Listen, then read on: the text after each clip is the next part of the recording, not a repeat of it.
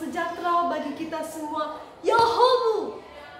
Pertama-tama yang saya hormati Bapak Kepala Dinas Perpustakaan Kabupaten Nias Barat, yang saya hormati Bapak Ibu Dewan Juri. Perkenalkan, nama saya Mustika Indah Baruhu. Saya peserta didik di UPTD SMP Negeri 4 Mandihe kelas 9. Saat ini saya berada di perpustakaan sekolah kami. Saya sangat gemar membaca, sehingga setiap ada kesempatan saya berkunjung di perpustakaan untuk membaca. Dan saya pernah membaca sebuah cerita yang sangat bagus yang membuat saya terkesan. Dan saat ini saya akan menceritakan kepada teman-teman semua dengan judul Asal-usul Sungai Oyo dan Susua. Beginilah ceritanya. Dahulu kala ada 2 ekor anak belut yang berwarna keemasan yang sangat bersahabat. Salah satunya bernama Oyo dan Susua nama yang satunya lagi. Mereka tinggal bersama di sebuah hulu air berukuran kecil. Apa saja yang terjadi di antara mereka selalu atas kesepakatan bersama. Seperti ketika ada hal yang mereka sukai ataupun yang mereka rencanakan, keduanya pun saling ngobrol dan menyepakatinya. Mereka pun membuat sebuah perjanjian. Sebaiknya kita tinggalkan saja danau ini. Kita meluncur saja ke laut atau samudra. Laut ukurannya sangat luas, besar, dan juga sangat dalam. Kita puas berenang dan bersenang-senang di sana. Banyak pula jenis makanan seperti udang, lumut laut, dan segala binatang yang bergerak lainnya. Setelah mereka puas membicarakan segala kesenangan yang mereka dapatkan ketika di laut nantinya, akhirnya mereka pun membuat keputusan. Mereka sepakat bahwa tengah malam nanti, usai ayam berkokok kedua kalinya, mereka segera berangkat. Suara kukuk ayam itu sebagai penanda mereka untuk segera bangun.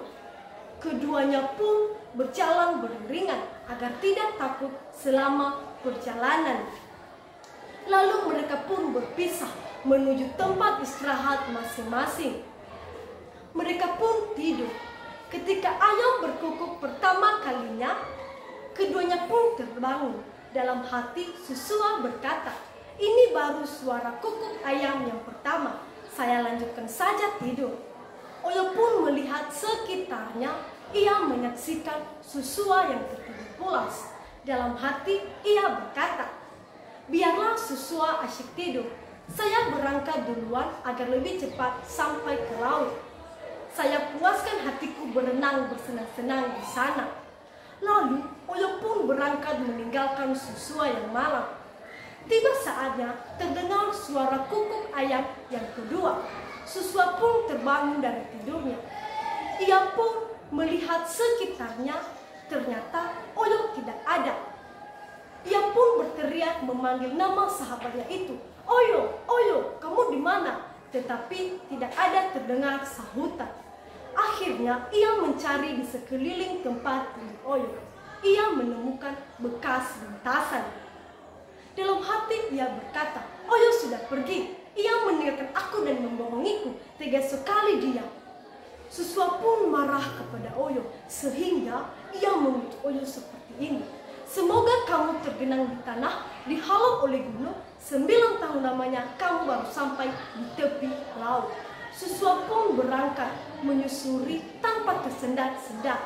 Esoknya ia sampai ke laut. Ia berkeliling dunia, menyisir segala tempat di lautan luas hanya untuk mencari Oyo, tetapi tidak ketemu. Suatu hari, setelah 9 tahun ia berkeliling-keliling, akhirnya ia bertemu dengan Oyo. Sahabatnya itu sudah tergeletak di pasir tepi laut. Ia pun menghampiri Oyo. "Oyo, ada apa denganmu? Apa yang terjadi denganmu?" Dengan susah payah Oyo pun menyebutnya. ia menceritakan segalanya kepada Susua. Susua, betapa sengsaranya saya selama perjalanan. Saya tergenang di lumpur, dihalau oleh gunung, dan beberapa bebatuan yang sangat-sangat besar. Tertimpakanlah kepada Oyo segala kutukan Susua. Mampuslah kamu, Oyo, gumam Susua dalam hati. Semoga kamu cerah, lain kali jangan berbohong. Teman-teman, jalan yang dilalui Oyo dan Susua dari hulu sampai ke laut, terbentuklah sungai yang sekarang kita kenal dengan nama Sungai Oyo dan Sungai Susua. Adapun pesan yang disampaikan dalam cerita tersebut, yang pertama, jangan pernah kita mengingkari janji, karena janji adalah utang, utang harus dibayar. Yang kedua, jangan pernah kita berbohong.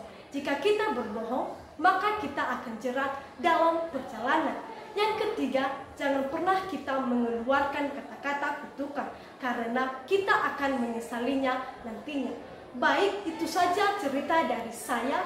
Terima kasih. Yahoo!